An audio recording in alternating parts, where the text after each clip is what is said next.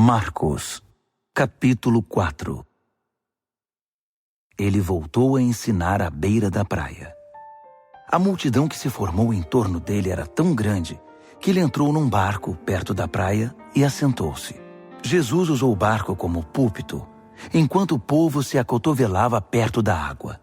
Ele ensinava por meio de histórias, muitas histórias. Ouçam, o que vocês acham? Um agricultor estava semeando. Enquanto fazia seu trabalho, algumas sementes caíram pelo caminho e aves as comeram. Outras caíram no meio dos pedregulhos. Brotaram rapidamente, mas não aprofundaram raízes. Com o calor do sol, secaram tão rapidamente quanto haviam brotado. Outras ainda caíram no meio das ervas daninhas. As sementes chegaram a brotar, mas foram sufocadas. Nenhuma sobreviveu. Por fim, algumas, porém, caíram em boa terra e floresceram, produzindo uma colheita que superou todas as expectativas. Vocês estão entendendo? Quando eles ficaram sozinhos, os que eram mais chegados a ele, além dos 12, pediram que ele explicasse a história. Ele disse: Vocês têm o privilégio de conhecer melhor o reino de Deus. Conhecem as suas verdades. Mas para aqueles que ainda não podem ver, tudo é dito por meio de histórias, a fim de guiá-los a discernimentos mais profundos. Essas pessoas são assim. Seus olhos estão abertos, mas não veem nada. Seus ouvidos estão abertos, mas não entendem uma palavra. Recusam-se a voltar-se para Deus para receber perdão. Ele continuou: Entenderam o objetivo da história? Todas as minhas histórias têm o mesmo propósito. O agricultor planta a palavra. Alguns são como a semente que cai à beira do caminho. Assim que ouvem a palavra, Satanás arranca o que foi plantado neles. Outros são como a semente que cai no meio dos pedregulhos. Ouvem a palavra e a recebem com grande entusiasmo. Mas assim como a palavra não cria raízes, a emoção passa ou surge alguma dificuldade, não sobra nada.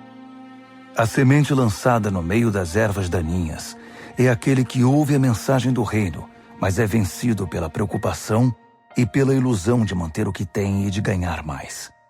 A mensagem é sufocada e não sobra nada. A semente lançada na terra boa é a pessoa que ouve a palavra e a abraça, e a colheita supera todas as expectativas. Jesus continuou: Alguém compra uma lâmpada para pôr debaixo do tanque ou debaixo da cama? O que se faz não é colocá-la numa prateleira? Nós não estamos guardando segredos. Nós os estamos revelando. Não estamos escondendo nada, mas tornando público. Vocês estão entendendo? Ouçam bem o que estou dizendo. Fiquem atentos quando algum espertalhão ensinar que vocês podem vencer na vida por vocês mesmos. Dar é o caminho, não ganhar. Generosidade produz generosidade. A avareza empobrece. Então Jesus disse: O reino de Deus é como sementes lançadas num campo por um homem. Ele vai dormir e se esquece do que fez. A semente brota e cresce, mas ele nem imagina como isso ocorre. A terra dá conta de tudo, sem a ajuda dele. Primeiro o caule, depois a espiga e por fim o grão. Quando o grão está maduro, ele o colhe. É o tempo da colheita. Como podemos descrever o reino de Deus? Que ilustração podemos usar? É como a semente de mostarda.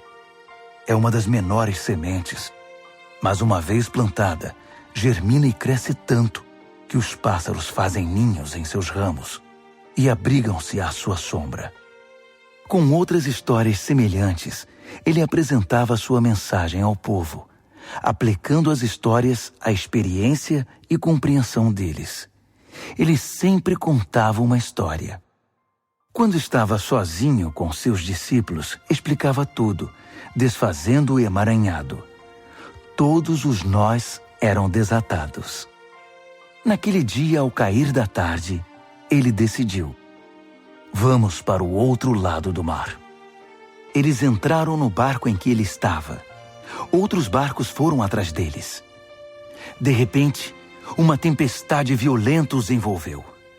As ondas invadiam a embarcação, ameaçando afundá-la, enquanto Jesus, com a cabeça sobre um travesseiro, dormia na popa do barco. Os discípulos o acordaram, implorando: Mestre, não vais fazer nada! Nós vamos morrer! Jesus acordou e ordenou ao vento que se acalmasse. Ele disse ao mar: Quieto, sossegue. O vento virou brisa e o mar ficou em plena calmaria. Jesus repreendeu os discípulos: Por que tanto medo? Vocês não têm fé? Eles estavam apavorados e confusos. Afinal, quem é este homem? Se perguntavam.